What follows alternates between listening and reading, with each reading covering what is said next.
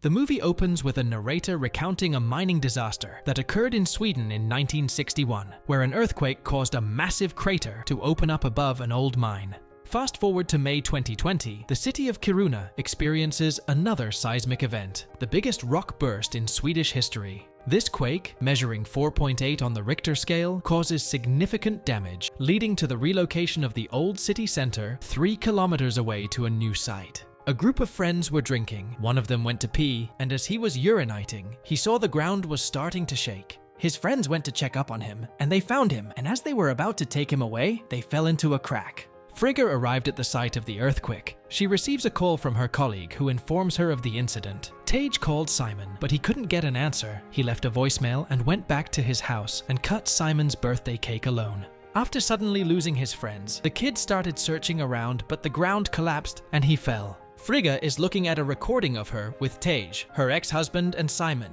She got a call from her boyfriend and went to pick him up from the train station. Dabir and Frigga got in the car. He told her that he would stay for a little while. As they were driving, they noticed a group of protesters blocking the way. Frigga told them she would call the police unless they cleared the way. One of the protesters was Mika, Frigga's daughter. She got under the car and Frigga got out of the car to confront her. They started arguing and Mika's grandmother appeared and tried to make them stop. Frigga and Dabir went to her house. As they were kissing, the doorbell rang and the door to the house opened. Tage came in and saw Dabir sitting. He went to him and introduced himself. Mika and Ayla walked in with her friend and saw all of them standing. They took out the cake that Tage brought, and Tage approached to confront her about bringing a man, but she reminded him that they were divorced. They took the cake to Simon's room, but he wasn't there. Frigga receives a call from Greta, Oliver's mom, asking where her son is since he was with Simon, and told Frigga to tell her once she finds out where they are. Frigga blamed Tage for being clueless about their son. While they were talking, the ground shook and then stopped after a while. Frigga received a call from her work and told them she had to go. She told Mika to look for her brother and she went out. Outside, Tage intentionally cut a wire in his car so that it wouldn't start.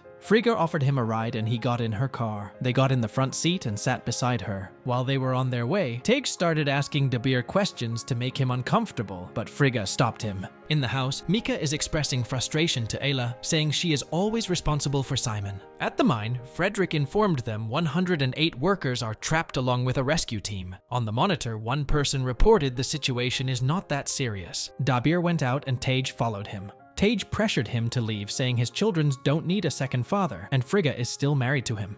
In the car, Frigga and her co-worker Erika are talking about Dabir as they are driving to the location of the incident. Tage stopped them and got in the car. They went inside and Tage tried to talk to Frigga, but she brushed him off. They met with the team inside and started exploring the area. Frigga strikes some part of the game, and it breaks, creating a hole, and she got in a minor accident. They use a drone to see the damage, and they realize it is severe. Mika tried to talk to people to ask about Simon, but she didn't get anything. One girl she asked told her she just bought them a drink. Ayla's little brother is playing in the backyard, and suddenly the ground sinks. Ayla quickly picked her brother and put him to safety. Frigga told everyone to evacuate. Tage asked if it is necessary to do so, and she told him she had never seen a cavity of that magnitude, and she told him the entire city is going to collapse. As they were about to leave, the cave started to crumble, and they ran to the rescue bay. Dabir arrives at the fire station, and the officer starts to brief him of what they would do. He showed amusement with the fact that Dabir is willing to move here for Frigga, but Dabir told him that she still didn't sign the divorce papers with Tage. Mika found Oliver in her car, and she asked to open the car, but Oliver tried to drive away.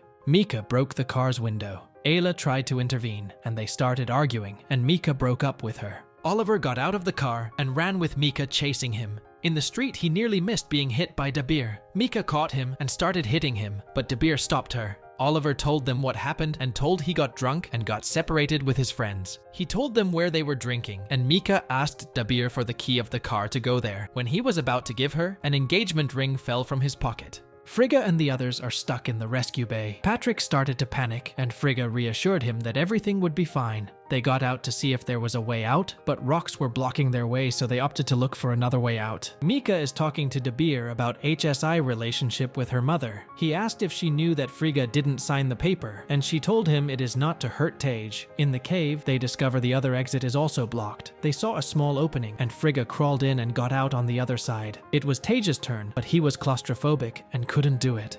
After a lot of motivation, he started crawling, but he got stuck in the middle. Frigga slid an iron rod for him to grab, but he was panicking and wasn't able to grab the rod. Frigga, trying to calm him down, hits him with the rod, but he passes out. Mika and Dabir arrived in the rift zone. They saw a phone in the crack ringing. Shocked, Mika called her brother, but she couldn't hear it. Frigga managed to pull Tage out, and he hugged her. Then Patrick crawled after him. Then, as Erica was crawling, a rock fell on her leg, and she got stuck. Frigga tried to pull her, telling her to push the rock with her other leg, but the entire opening collapsed. They managed to get out of the cave, and Frigga called Mika. She told her that she is with Dabir, and they are in the rift zone. She told her not to go back to Kiruna City and to go to New Kiruna and stay at Tage's apartment. Mika told Dabir she had to go to Ayla. Despite Dabir's advice about it being dangerous, she insisted on going. Frigga and Tage started driving to Mika. As they were talking, they saw someone who looked like Simon and started to follow him. Dabir and Mika went to Ayla's house and warned everyone. She and Ayla made up and they went to the car to leave. Dabir was helping a woman who was passed out on the ground. Frigga and Tage got out of the car and they saw a crack on the ground. When Mika tried to drive, the car stuck in the ground. Dabir saw the car was sinking and he rushed to the car. He helped Ayla and her grandmother out, but Mika's seatbelt stuck and he got in the car to cut it. He managed to free Mika of the seatbelt and they got out. From afar, the mountain collapses and a landslide is triggered. Everyone started running. They saw a mother with a baby, and Ayla ran, pushing the baby's stroller. Ayla got caught in the debris, but the baby survived. The family got reunited except Simon. At the hospital, a girl laying on a bed informs Frigga Simon is in school playing COD with other students. Tage is trying to comfort Mika about Ailey's loss. Dabir kneeled to pray and Teg went there to talk to him. He thanked him for saving Mika. Then he saw the engagement ring in Dabir's hand. He asked to look at it and he put it in his pocket. Dabir asked him to give it back, but Tage refused. They started fighting. Mika started calling for her mom and Frigga came and screamed at them to stop. Frigga told them she knows where Simon is. They went to the school and they saw Simon's classmate dead. Then they heard someone asking for help and they went there. A road was blocking their way, and as they were discussing what to do, Frigga saw a small opening and she ran to it.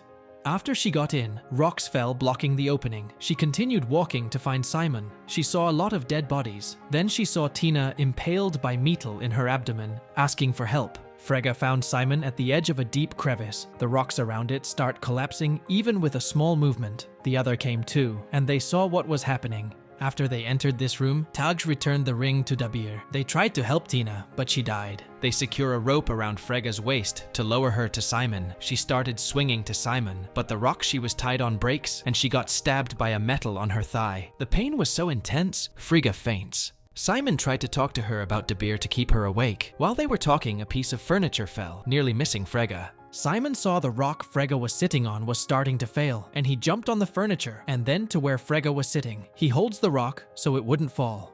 Mika also managed to go down and went to Simon and her mom. She used a belt to secure Frigga's bleeding thigh. Then they push Frigga from the metal to get it out of her thigh. They lift Simon up by pulling him with a rope. Just when Simon reached up, the floor started to crumble. Mika jumped on the furniture that was swinging in the middle, but Frigga couldn't because of her thigh. Mika helped Frigga hop in by swinging it in her direction. Then the others sent a rope down and pulled Mika up. Before they pull Frigga, the wire holding the furniture snaps and Tage runs to it and holds it. He was being electrocuted, but he held onto it. They finally managed to pull Frigga, but Tage told everyone that he loves them and he got electrocuted and fell. Dabir went to him to give him first aid and he told him to take care of his family and died. The rescuers arrived and they all got escorted outside. Everyone stands out there, unable to cope up with what happened to them. The rescuers gave them blankets, and Frigga sat at the back of an ambulance.